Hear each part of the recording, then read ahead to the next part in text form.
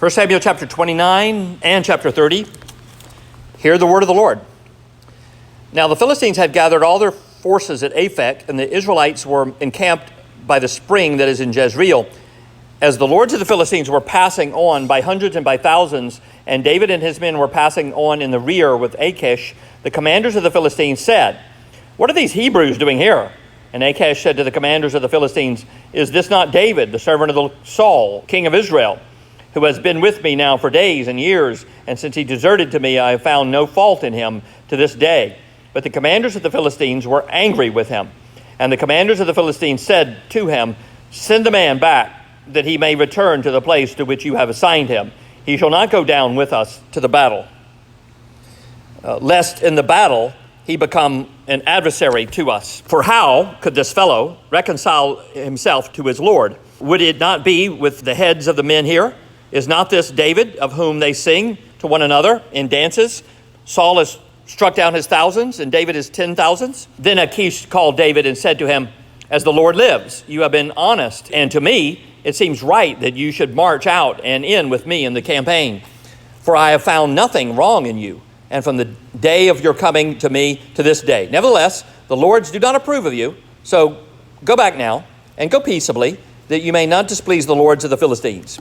Now David said to Achish, "But what have I done? What have you found in your servant from the day that I entered your service until now, that I may not go and fight against the enemies of my lord the king?" And Achish answered David and said, "I know that you are as blameless in my sight as an angel of God. Nevertheless, the commanders of the Philistines have said, 'He shall not go up with us to the battle.' Now then, rise early in the morning with the servants of your Lord who came with you, and start early in the morning and depart as soon as you have light." And so David set out with his men early in the morning to return to the land of the Philistines. But the Philistines went up to Jezreel. Now, when David and his men came to Ziklag on the third day, the Amalekites had made a raid against the Negeb and against Ziklag, and had overcome Ziklag and burned it with fire and taken captive the women and all who were in it, both small and great. They killed no one, but carried them off and went their way. And when David and his men came to the city, they found it burned with fire, and their wives and sons and daughters taken captive. Then David and the people who were with him raised their voices and wept until they had no more strength to weep. David's two wives also had been taken captive, Ahinoam of Jezreel and Abigail, the widow of Nabal of Carmel. And David was greatly distressed, for the people spoke of stoning him, because all the people were bitter in soul, each for his sons and daughters. But David strengthened himself in the Lord his God. And David said to Abiathar the priest, the son of Ahimelech, "Bring me the ephod." So Abiathar brought the ephod to David, and David inquired of the Lord, "Shall I pursue after this band? Shall I overtake them?" He answered him, "Pursue, for you shall surely overtake, and shall surely rescue." So David set out 600 men who were with him, and they came to the brook Besor, where those who were left behind stayed. But David pursued, he and the 400 men, 200 stayed behind, and who were too exhausted to cross the brook Besor. They found an Egyptian in the open country and brought him to David, and they gave him bread, and he ate. They gave him water to drink, and they gave him a piece of cake of figs and 2 clusters of raisins. And when he had eaten, his spirit revived, for he had not eaten bread or drunk water for 3 days and 3 nights. And David said to him, "To whom do you belong, and where are you from?" And he said, "I am a young man of Egypt, servant of an Amalekite, and my master left me behind because I fell sick 3 days ago. We had made a raid against the Negeb of the Cherethites and against that which belongs to the Judah and against the Negeb of Caleb, and we burned Ziklag with fire." And David said to him, "Will you take me down to this band?" And he said, "Swear to me by God that you will not kill me or deliver me into the hands of my master, and I will take you down to this band." And when he had taken him down, behold, they were spread abroad over all the land, eating and drinking and dancing, because of all the great spoil that they had taken from the hand of the Philistines and from the land of Judah. And David struck them down from twilight until the evening of the next day, and not a man of them escaped, except 400 young men who mounted camels and fled. David recovered all that the Amalekites had taken, and David rescued his 2 wives. Nothing was missing, whether small or great, sons or daughters, spoil or anything that had been taken. David brought back all. David also captured all the flocks of the herds, and the people drove the livestock before him and said, "This is David's spoil." Then David came to 200 men who had been too exhausted to follow David and who had been left in the brook Besor. And they went out to meet David and to meet the people who were with him. And when David came near to the people, he greeted them. Then all the wicked and the worthless fellows among the men who had gone with David said, "Because they did not go with us, we will not give them any of the spoil that we had recovered, except that each man may lead away his wife and children and depart." But David said, "You shall not do so, my brothers. With what the Lord has given us, he has preserved us and given into our hand the band that came against us. Who would listen to you in this matter? For as his share is who goes down to the battle, so shall his share be who stays by the baggage. They shall share alike." And he made it a statute and a rule for Israel from that day forward to this day. When David came to Ziklag, he sent part of the spoil to his friends, the elders of Judah, saying, "Here is a present for you from the spoil of the enemies of the Lord." It was for those in Bethel and Ramoth of the Negeb and Jatir and Orir and Shipmoth and Eshtemoa and Rakhal and the cities of Jerahmeelites and the cities of the Kenites and Hormah and Bosh Arashan, Athak and Hebron, for all the places where David and his men had roamed. May the Lord add his blessing to the reading of his holy word. Oh, what are your plans? After the service, you got plans? Maybe plan to go out to eat somewhere? You won't beat the Methodists to the buffet or wherever. No buffets around. Not from us. Maybe you plan just to go home and eat. Maybe watch the Olympics. Huh? I like watching the Olympics. Do you have any plans out for the evening? How about for the remainder of the summer? Anybody got vacation plans? Or maybe you've done that already. How about long term? Let's talk long term. Do you have plans for a career or to increase your marketability so you're paid more? Maybe to expand your business or to reunite your family here or eventually retire. Everybody want to share your plans? Want to go start? Who wants to start? Everybody? No? Maybe after the service on your way out, we'll do that. Well, I turned 60 this year. I already feel like I got a backache today. Man, I'm getting old. I don't plan to retire, but if God were to eventually send us a man who could preach and pastor, then I could step aside and then do something else. I'd like to be able to teach in Ethiopia one more time. Just to visit, not to live. I'd like to be able to write more. Those are aspirations, though, just at this point, because at least according to my plans, the church needs to grow so we can afford to support a pastor who may not have a well-employed wife like I do. So for now, my plans are to continue to do what I have been doing. And of course, if I should get run over by a truck tomorrow, you all will have to plan about that. What are your plans? As the poet Robert Burns said, writing to a mouse, "The best laid plans of mice and men oft go awry." You can have everything perfectly planned out, you think, considering all the possibilities, and still, they go awry. They get messed up. Sometimes what you plan goes awry, and the result is disaster, and sometimes it's delightfully better than what you could have planned. My plans coming out of college in Alabama were to become an academic of sorts, anyway, kind of, to teach. The church I was a member of in Alabama had a Bible college in Florida. Maybe I could teach there.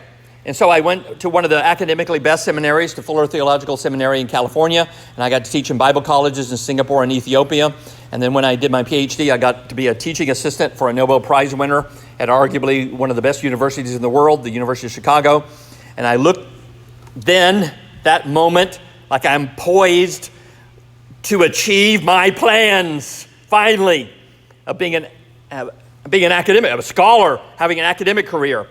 And I realized, seeing up close, one of the genuinely best academics in the world, and the man won a Nobel Prize, for real.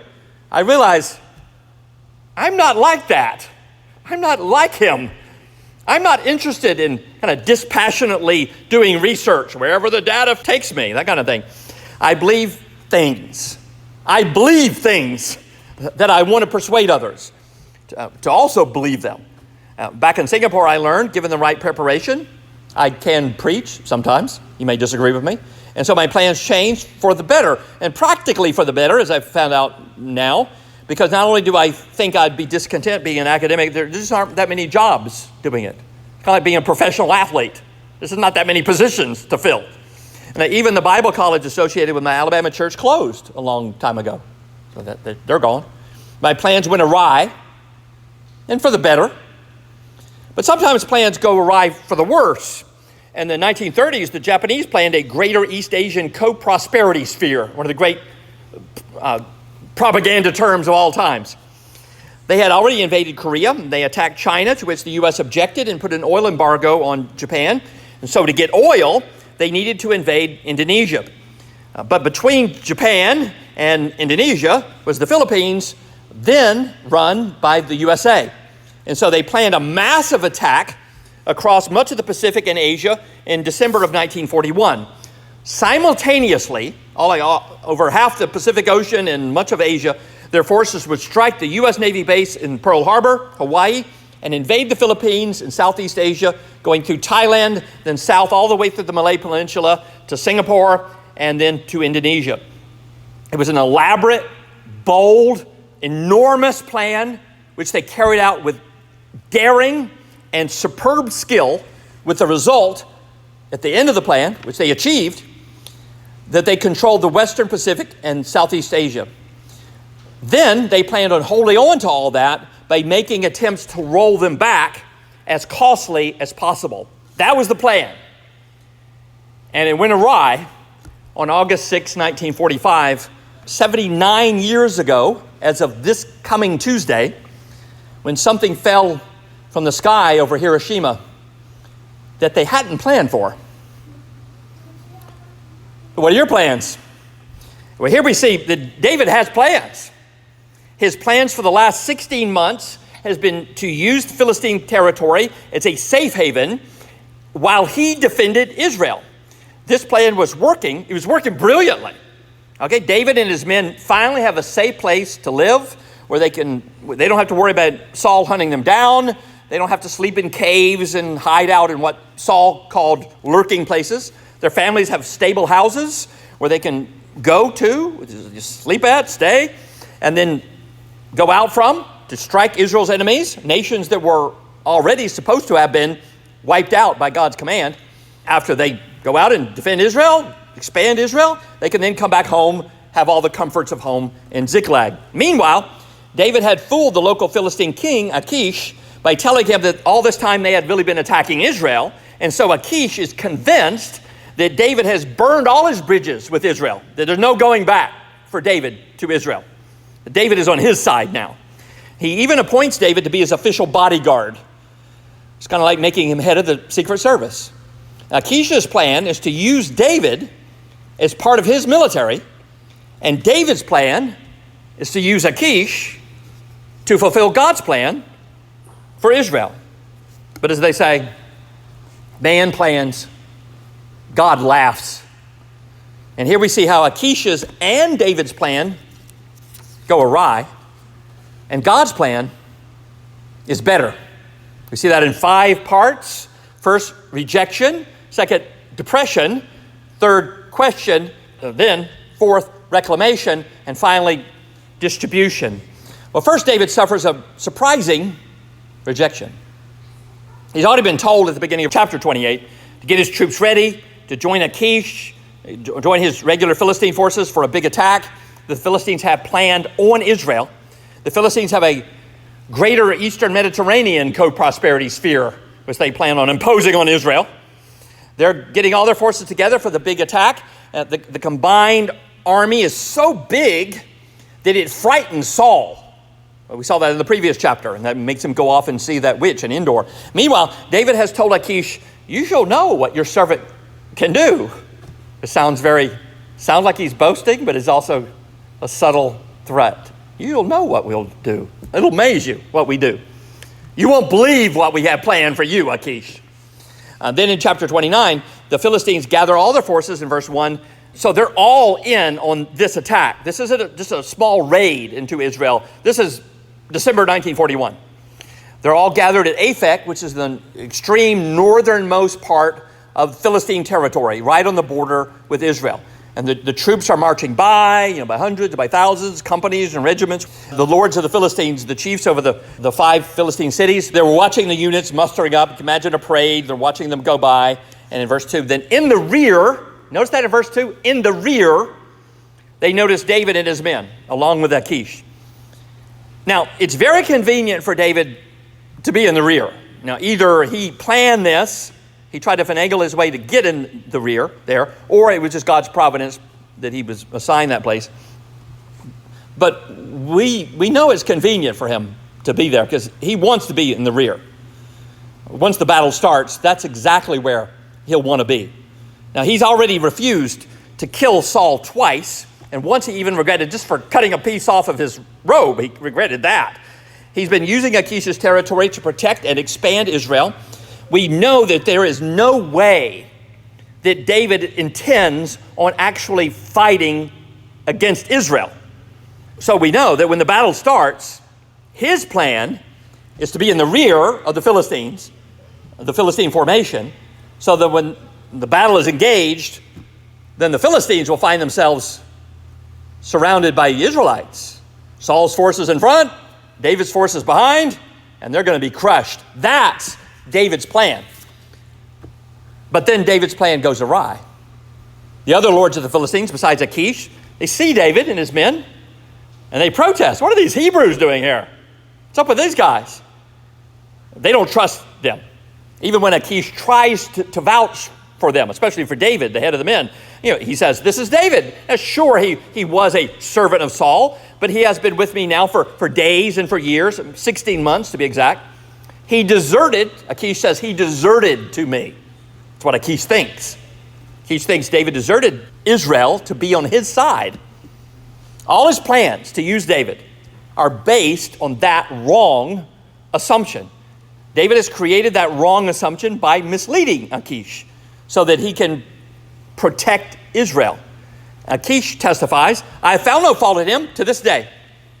That's Achish's first testimony to David. And in verse 4, the lords of the Philistines, the commanders, they're angry at Achish at bringing this. He's a security risk. He's brought a security risk into the camp. And they insisted, send the man back that he may return to the place to which you have assigned him, which is Ziklag. He shall not go with us to the battle, lest in the battle he become an adversary to us, which we know, Achish didn't know it, and the other people around him didn't know it, but we know is definitely going to happen. Because David has actually been defending Israel this whole time. He's passed up 2 attempts at killing Saul. He's not going to turn on Israel now. So we know that he's plans on turning on the Philistines in the battle. And the lords of the Philistines are right here. But then they say, for how could this fellow reconcile himself to his Lord? Would it not be with the heads of the men here? In other words, by killing us, he can win his way back into Saul's favor. Yeah, maybe. I think David has given up trying to win Saul's favor. You can see that in the last time he passed up killing him when he was out in the camp asleep after sparing him twice. And still Saul chases him. David would turn on the Philistines. That part they got right. He's going to be their adversary in the battle. But he's going to do it not to try to win Saul over, to try to show Saul I'm really for you, but because David believes in God's promises. God promised Abraham that land. David believes that promise. And David's plan is based on faith. He believes in defending God's people. Even when it means here, what it means practically for him to have faith is that Saul continues to be king. He's actually effectively defending Saul's kingship, defending Saul himself. And David doesn't get to be officially the king yet. And so it prolongs, for David, it practically prolongs his time as an outcast and as a fugitive. But he's been doing it because of his faith. The Philistine leaders remember that there was a song about David, really more like a jingle or slogan, composed by the women of Israel after David had killed Goliath and led that rout afterwards. Remember? Saul has struck down his thousands and David his 10,000s. Maybe in Hebrew it sings well. I don't know. The jingle invented by Israelite women to celebrate their victory now serves to expose David and leads to his rejection so that he can't save Saul. That's his plan, but he can't do it because of that jingle. Now think of that. Those women had come up with this jingle, and the Philistines, and of course like any jingle, it's easy to remember. God used the Israelite women to come up with a jingle, easy to remember, commit it to memory. And so the Philistines might remember, hey, this is David. He's the one they made that song about. And so we're not going to trust him. So they rejected him. And so Saul is not spared. And so what ends up, David gets to become king. If not for the song, not for the jingle, Saul would have been spared, and David would have prolonged his time as a fugitive. But God uses that little song to turn the Philistines against David, basically to turn them so that they outvote Achish and have David sit back. He's rejected, so that God's plan for Saul in the battle was revealed already by Samuel in the previous chapter, that God's plan would be done. Well, Achish testifies about David a second time in verse 6. As the Lord lives, you have been honest. No, he hasn't. He totally hasn't. David has completely fooled Achish. To me, it seems right that you should march out and end with me in the campaign. Yeah. Okay, to you, that's just because you're fooled. He says he's found nothing wrong in David. Nevertheless, the lords of the Philistines do not approve of you. In other words, they outvoted me. It's 4-1. Just me, I'm the only one for you. So in verse 7, go back now and go peaceably. Don't make a fuss, that you may not displease the lords of the Philistines. They already don't trust you. Don't cause a fuss now. And David protests in verse 8, what have I done? What have you found in me, your servant? What's wrong with me, that I may not go and fight against the enemies of my lord the king? He sounds like he's really upset that he can't go fight in this battle. Now for David, that last line, that I may not go fight against the enemies of my lord the king. That's a double meaning. He doesn't mean what Achish thinks he means. Achish thinks he means he's referring to him. Achish is thinking, I'm his lord and king, and he wants to fight my enemies. But David's thinking, no, Saul is my lord and king. And I'm going to go out, and you, Achish, are his enemy. I'm going to go fight you. David's upset that his plans are upset. Then in verse 9, Achish testifies to David for the third time. I know that you are blameless in the sight of God as an angel of God. He vindicates David 3 times. It's like Pontius Pilate vindicated the Lord Jesus 3 times. The son of David, 3 times. But the commanders of the Philistines have made their decision. David and his men must leave, go back to Ziklag. First thing in the morning, and the Philistines' army moves out north to Jezreel for the battle, and David south to go home. They have to go immediately in the morning. You notice how important that is. Go quickly. That turns out being important, doesn't it? Turns out David needs to be back home at Ziklag pretty fast because of what's happening down there. He doesn't know it, but God set him up for that. But David got rejection. As far as he could tell, his plans have been rejected. He's been rejected. David's best laid plans have gone awry. But wait, there's more. It's kind of like a reverse television pitch, man. Doesn't get better, it gets worse. If you think your plans have gone awry now, wait till you hear what's happening. Second, depression, starting in chapter 30. It took them 3 days to march down to Aphek. Notice that on the third day means 3 days march. So that's a lot of marching and walking. They're exhausted. They get home to their home base in Ziklag. And when they get home, they found out the Amalekites, whom Saul had not wiped out. Remember that? That's how Saul got rejected, because he didn't wipe them out like he was supposed to. Had raided their home. And they had taken everything and everyone that could be taken and set the rest on fire. So instead of finding their families and their homes after that long 3-day march, in verse 3, they found charred remnants of their houses and everyone taken captive. Then in verse 4, they raised their voices and wept until they had no more strength to weep.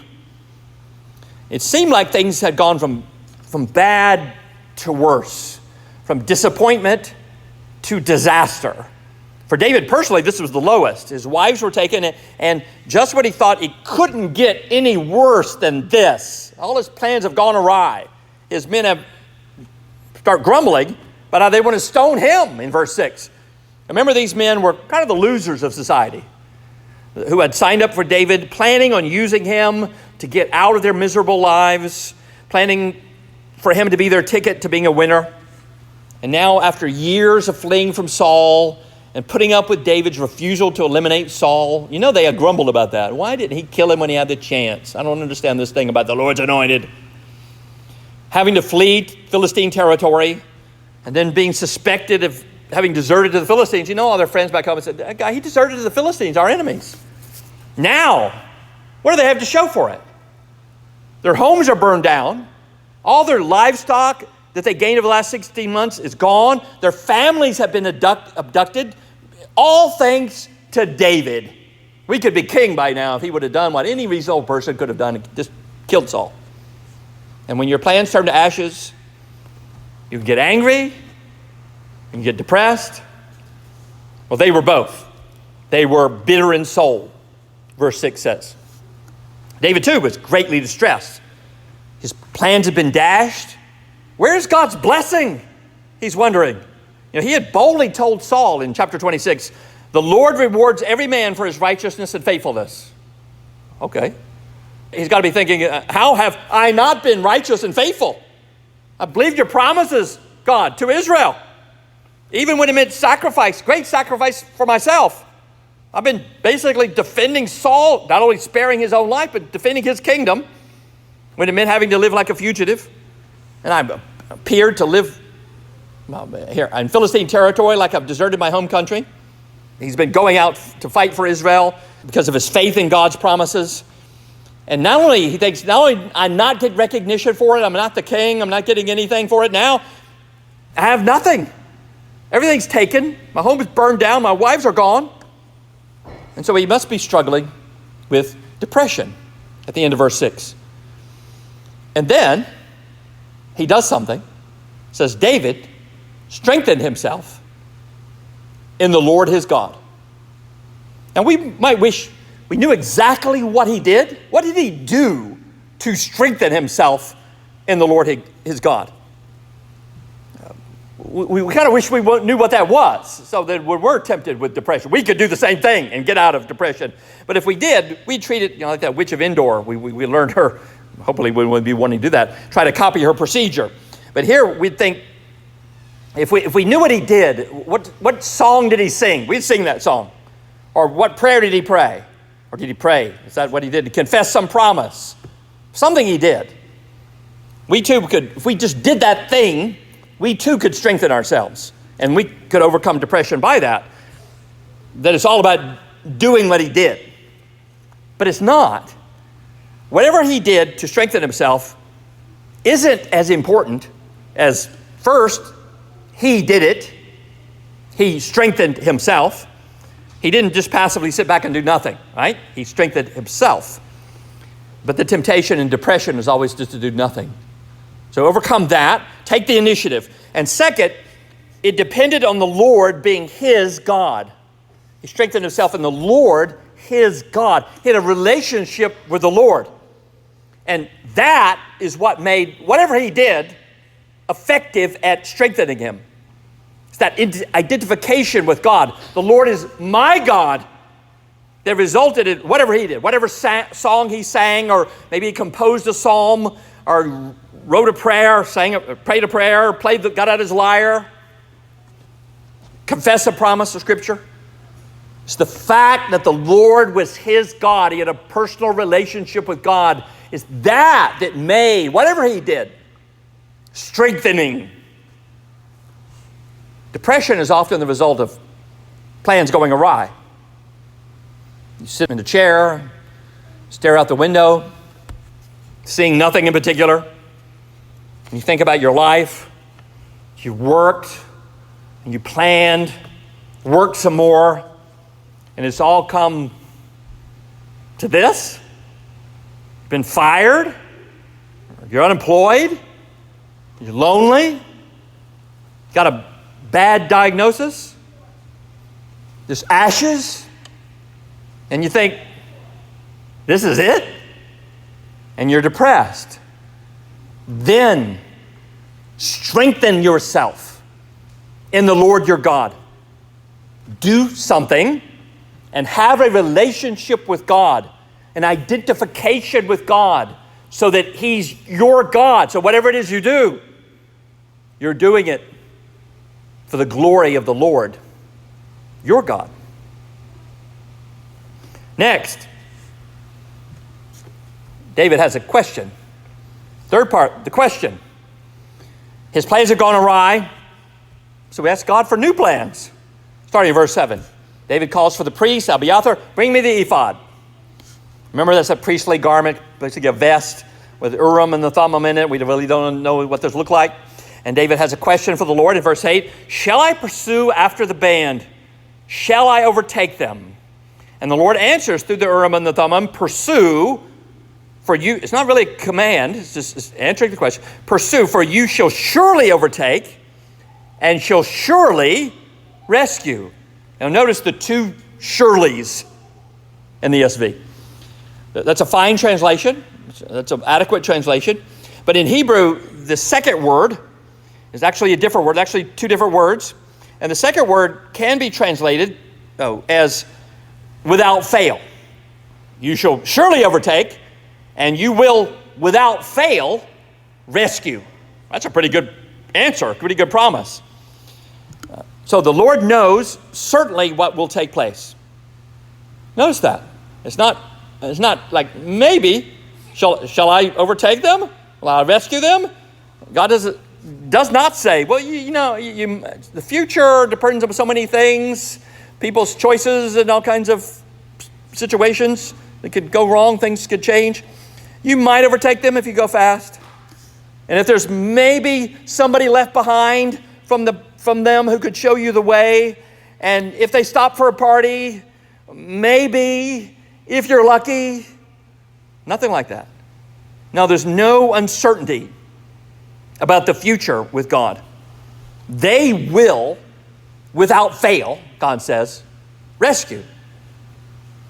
So David and his 600 men set out through the desert, come to a brook, Besor. It's down at the very southern part of the Philistine territory. Remember, they started all at Aphek just a couple days earlier. That's the northern part. Now they're the very south. And the 200 of the men who were with them were too exhausted to go on any further. They had marched all the way down from Aphek in the north, expected to be refreshed at home, only to find it destroyed and smoldering and everyone gone. And then they wore themselves out wailing. And now they're marching again, double time, having to go down a ravine where the brook was.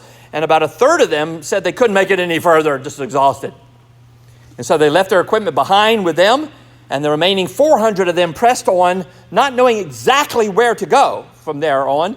But then they happened upon a sick, weak, nearly dead man, abandoned in the desert, with no food and water. He's been there for 3 days. And so they gave him some. They gave him some bread, some water, a cake of figs, 2 clusters of raisins. He began to revive. And finally, verse 13, he's able to talk, and David has questions for him. Again, David has questions. Who do you belong to? Where are you from? Turns out he's an Egyptian servant of one of the Amalekites who raided David's home in Ziklag. In other words, he comes right from that band that David and his men are looking for. He had gotten sick, and they just left him out there in the middle of the desert to die, showing what kind of people they were. And David has another question, verse 15. Will you take me down to this band? Now, David and his men can't find the raiders, whom the Lord has said they will surely overtake, but there's no way they can overtake them without this man's help. Without this man getting sick and being abandoned in the desert, they wouldn't have, and also I should say, also agreeing to cooperate with David, they would not have been able to do what God said they will surely do. The man says he will, if David swears not to kill him or give him back to his lousy master, the same one who left him in the middle of the desert. David, sure, agreed with that. Now consider this. God had told them already that you will surely overtake them, that Amalekite band. And you will, without fail, rescue your families. David didn't take those surelys, that assurance, as an excuse just to take it easy. He didn't think, some people would think this is the way you would think, but he didn't think this way, that if we're surely going to catch up to them, and we will without fail rescue our families, then well, let's take it easy. Let's rest a while. We're tired after that 3-day march down from Aphek. Let's get a good night's sleep. Let's get a good meal before we set out. No, he took God's assurance as fuel for his activity. Second, understand that God's promise of what will surely happen depends on finding this Egyptian man in the nick of time, on the verge of death, out there in the middle of the desert. What are the chances you find this particular man in the middle of the desert? He's been stuck there 3 days without water. It depends on him, then it depends on him using his free will. Wait, I thought God can't tell what people do with their free will, some people say. It depends on him using his free will to choose to cooperate with David, to tell him the truth. That means that these things that, if you were looking at this, if you were there, an eyewitness to this, these things would appear so tenuous, so lucky, we might say. So lucky you happened to find that man. But he could have died any moment now. He's right on the verge of death. So unlikely. But all that, it wasn't tenuous or lucky or unlikely at all. It happened as God determined it would happen. It could not have happened any other way. And this is all God's way of guiding them, pointing them in the right direction, so that they will surely achieve what they set out to happen, so that what will surely happen will happen without fail. So we have questions about our plans. There's unknown, unforeseen factors that could make them go awry so that they could fail, or that depend on some stroke of luck, but there's no such thing as luck. We have questions about our plans, but God does not have questions about his. We plan. God laughs. His plans are always, surely, surely. They will, without fail, reclaim their families. Next part, fourth, the reclamation. The Egyptian man they rescued from the desert takes David and the men to the Amalekites' lair. They were sprawled out all over the land, eating and drinking and dancing, having a victory party in verse 16. They had gotten all kinds of loot from the Philistines in Israel. Well, the Philistines in Israel were busy getting prepared for the battle against each other up in the north. Now the Amalekite raiders are drunk and they're exhausted from their celebrations, and they're totally unprepared to defend themselves. No sentry on duty. So from twilight in the morning, just before dawn until sunset, David and his men attacked and struck them down and rescued their families. Not one of their family members was missing. In verse 19, not even any of their property was missing. Nothing. No one is lost, either small or great, it says, sons or daughters or wives. It was a complete reclamation. The Christ does not lose any of the captives he goes out to save. Only 400 of the Amalekites escaped. That happened to be the exact same number of David's men.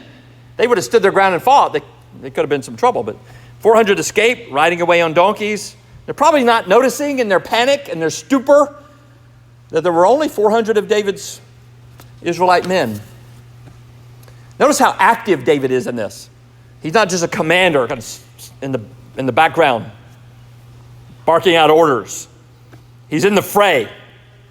He's leading the way. In verse 17, it says, David struck down. In verse 18, David recovered, and David rescued. In verse 19, David brought back. In verse 20, David captured. David was taking the lead so much, the people declared, when they got all that stuff, this is David's spoil.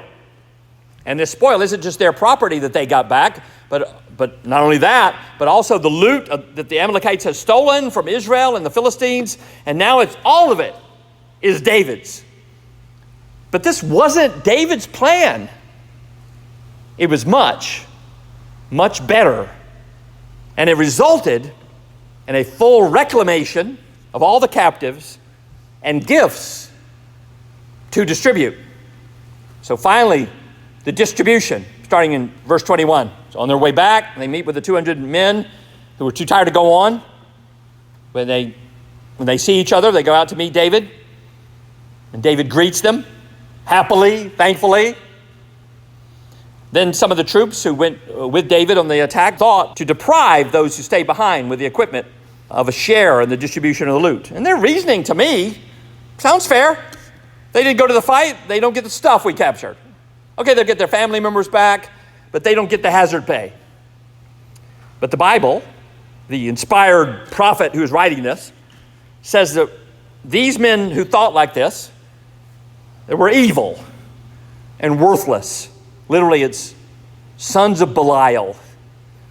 That is a twisted, selfish way of thinking. As David shows in verse 23, the Lord has given us this stuff and our families back and all the things we got now, all that loot. It's a generous gift from him. And so we should be generous in sharing it, especially with members of our own army, members of our own body who looked after our things, with the quartermaster corps. The Lord has given to us, so we should be generous in sharing it. Sons of Belial think, I earned it, I get to keep it. The rule is that every member of the body is important. They all get gifts in the distribution. David not only shares with the men who stayed in the rear, he shares with his friends, the elders of Judah, in verse 26, with a message, a little card attached to whatever. Here's a rug or a golden lamp or whatever. Here's a card attached to it that says, here's a present for you from the spoil of the enemies of the Lord. Signed, David. Here's a chapter mentions the places that he sent all these gifts, all the places where David and his men had roamed. Now think of this. David's plan from the beginning of this was to fight for Israel and to rescue Saul. But God made sure that went awry. And the result is much better than what David could have planned. Now David has his family back. He has gifts to distribute. And he will soon have an open throne that he gets to sit in. In the distribution, the elders get a share in the victory. They get gifts to curry their favor, because soon David will officially be their king. Like the shrewd manager the Lord Jesus told us about in Luke 16. David gives gifts to make friends by means of wealth. Use your wealth to make friends so that they may receive him, David, as their king, as the Lord's anointed, a Christ. And David's dynasty that he's preparing the way for with these gifts that he had gotten when his plans went awry. But God's plan was to use this loot to begin David's dynasty, finally. God's plan was that David's house be the eternal dwelling. Christ, the Son of David, conquered. He rose from the dead, ascended on high, as Psalm 68 says, and led out a host of captives. Us, we former prisoners of the world, the flesh and the devil. And he gave gifts to his people. He distributes grace to his people and gifts to his church. So, what are your plans? Don't be too surprised or depressed if they go awry. But if you're one of the Lord's people, you can be surely, that his plans for you are far better than your plans for yourself. That's why you can trust him with your life. That's why you can offer your life to him as a living sacrifice. He planned for your reclamation and gave you gifts. His plans cannot fail. So, trust his plan.